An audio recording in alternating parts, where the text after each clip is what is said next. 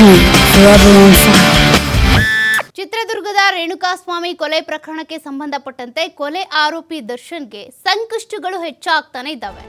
ಈತ ನಟ ಚಿಕ್ಕಣ್ಣ ಅವರ ಹೇಳಿಕೆಯನ್ನ ಕೂಡ ಸಾಕ್ಷ್ಯ ಆಗಿ ಪರಿಗಣಿಸಲಾಗಿದೆ. ಚಿಕ್ಕಣ್ಣ ಅವರ ಹೇಳಿಕೆಯನ್ನ ಅವತ್ತು 161 ಸ್ಟೇಟ್ಮೆಂಟ್ ಅನ್ನ ಪಡೆದುಕೊಳ್ಳಲಾಗಿತ್ತು. ಸ್ಥಳ ಮಹಜರು ಸಂದರ್ಭದಲ್ಲಿ ಅವರನ್ನ ಕೂಡ ಕರೆದುಕೊಂಡು ಹೋಗಿದ್ರು.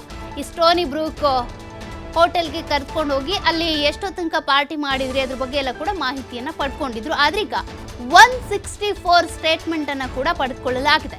164 ಸ್ಟೇಟ್ಮೆಂಟ್ ಅನ್ನ ಪಡೆದುಕೊಂಡ ಬಳಿಕ ಯಾವ ಸಾಕ್ಷ್ಯದಾರರು ಕೂಡ ತಮ್ಮ ಹೇಳಿಕೆಯನ್ನ ಬದಲಿಸುವಂತಿಲ್ಲ. ಬದಲಾಯಿಸಿದ್ರು ಕೂಡ ಆ ಹೇಳಿಕೆಯನ್ನ ಯಾವ ನ್ಯಾಯಾಧೀಶರ ಎದುರುಗಡೆ ಪಡೆದುಕೊಳ್ಳಲಾಗಿತ್ತೋ ಆ ನ್ಯಾಯಾಧೀಶರನ್ನೇ ಸಾಕ್ಷ್ಯವಾಗಿ ಕೂಡ ಪರಿಗಣನೆಗೆ ತೆಗೆದುಕೊಳ್ಬಹುದು. ಹಾಗಾಗಿ ಪೊಲೀಸರು ಯಾವುದೇ ಕಾರಣಕ್ಕೂ ಕೂಡ ಸಾಕ್ಷ್ಯದಾರರು ಹೆದರಿಸಿ ಬೆದರಿಸಿ ಆ ಹೆದರಿಕೆಗಳಿಗೆ ಒಳಗಾಗಿ ತಮ್ಮ ಹೇಳಿಕೆಯನ್ನ ಬದಲಾಯಿಸಬಾರದು ಅನ್ನುವಂಥ ಕಾರಣಕ್ಕೆ ಈ 164 ಸ್ಟೇಟ್ಮೆಂಟ್ ಅನ್ನ ಪಡೆದುಕೊಳ್ತಾರೆ. ಸದ್ಯಕ್ಕೆ ನಟ ಚಿಕ್ಕಣ್ಣ ಅವರ ಹೇಳಿಕೆಯನ್ನು ಕೂಡ ಪಡೆದುಕೊಳ್ಳಲಾಗಿದೆ. ಈ ಹೇಳಿಕೆ ಕೂಡ ದರ್ಶನ್ ಅವರಿಗೆ ಮತ್ತಷ್ಟು ಸಂಕಷ್ಟವನ್ನ ಒಡ್ಡಲಿದೆ.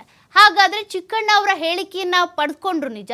ಚಿಕ್ಕಣ್ಣ ಏನು ಸ್ಟೇಟ್ಮೆಂಟ್ ಕೊಟ್ಟರು? ಅವತ್ತು ಹೇಳಿದಾಗೆ ಅವರು ನಾನು ಪಾರ್ಟಿಗೆ ಹೋಗಿದ್ದೆ, ಆದರೆ ಅದಾದ ಬಳಿಕ ನಾನು ಅವ್ರು ಯಾರನ್ನು ಕೂಡ ಮೀಟ್ ಮಾಡಲಿಲ್ಲ, ನಂಗೆ ಮನೇಲಿ ಸ್ವಲ್ಪ ಕೆಲಸ ಇದೆ ಅಂತ ನಾನು ಅಲ್ಲಿಂದ ವಾಪಸ್ ಹೋದೆ ಅಂತ ಹೇಳಿದರು. ಹಾಗಾದರೆ 164 ಸ್ಟೇಟ್ಮೆಂಟ್ ದಾಖಲು ಮಾಡಿಕೊಳ್ಳುವಂಥ ಸಂದರ್ಭದಲ್ಲಿ ಚಿಕ್ಕಣ್ಣ ಏನು ಹೇಳಿಕೆಯನ್ನು ಕೊಟ್ಟರು?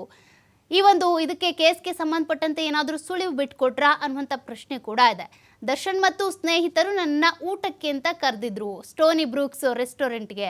ಹಾಗಾಗಿ ಆ ರೆಸ್ಟೋರೆಂಟ್ನಲ್ಲಿ ಊಟಕ್ಕೆ ಕರೆದಂಥ ಸಂದರ್ಭದಲ್ಲಿ ನಾನು ಕೂಡ ಊಟಕ್ಕೆ ಹೋಗಿದ್ದೆ ಅಂತ ಚಿಕ್ಕಣ್ಣ ಸ್ಟೇಟ್ಮೆಂಟ್ ಕೊಟ್ಟಿದ್ದಾರೆ. ಊಟ ಮಾಡಿದೆ, ಆದರೆ ಅಲ್ಲಿ ಹೆಚ್ಚು ಕಾಲ ನಾನು ಇರಲಿಲ್ಲ, ಯಾವುದೋ ಕೆಲಸ ಇದೆ ಅಂತ ಅಲ್ಲಿಂದ ವಾಪಸ್ ಆದೆ ಅಂತೇಳಿ ಚಿಕ್ಕಣ್ಣ ಹೇಳಿಕೆ ಕೊಟ್ಟಿದ್ದಾರೆ.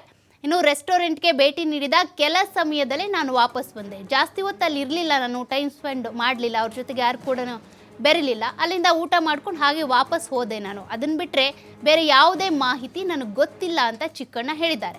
ಅಂದರೆ ಅಲ್ಲಿಗೆ ಚಿಕ್ಕಣ್ಣ ಇದ್ದಂಥ ಸಂದರ್ಭದಲ್ಲಿ ಈ ರೇಣುಕಾಸ್ವಾಮಿಯನ್ನು ಕಿಡ್ನ್ಯಾಪ್ ಮಾಡಬೇಕು, ಕೊಲೆ ಮಾಡಬೇಕು, ಆತನನ್ನು ಪಟ್ಟಣಗೆರೆ ಶೆಡ್ಗೆ ಕರ್ಕೊಂಡು ಬಂದಿದ್ವಿ, ಹೊಡೆಯೋದಕ್ಕೆ ಹೋಗಬೇಕು, ಏನೆಲ್ಲ ಹಿಂಸೆ ಕೊಡಬೇಕು, ಇದು ಯಾವುದ್ರ ಬಗ್ಗೆನೂ ಹಾಗಾದರೆ ಚಿಕ್ಕಣ್ಣ ಎದುರುಗಡೆ ಚರ್ಚೆ ಆಗಿಲ್ಲ ಅನ್ನುವಂಥದ್ದು ಗೊತ್ತಾಗ್ತಾ ಇದೆ ಚಿಕ್ಕಣ್ಣ ಅವರು ಕೊಟ್ಟಿರುವಂಥ ಈ ಸ್ಟೇಟ್ಮೆಂಟ್ನ ಮೂಲಕ. ಅಲ್ಲಿಗೆ ಚಿಕ್ಕಣ್ಣ ಅವರಿಗೆ ಒಂದು ರೀತಿಯಾಗಿ ಇದರಿಂದ ಬಿಗ್ ರಿಲೀಫ್ ಅಂತಾನೆ ಹೇಳ್ಬೋದು, ಅವರು ಕೊಟ್ಟಿರುವಂಥ ಈ ಸ್ಟೇಟ್ಮೆಂಟ್ನ ಮೂಲಕ. ಆ ಸಂದರ್ಭದಲ್ಲಿ ಯಾವುದೇ ರೀತಿಯ ಡಿಸ್ಕಷನ್ ಆಗಿಲ್ಲ ಈ ಹತ್ಯೆಗೆ ಸಂಬಂಧಪಟ್ಟಂತೆ.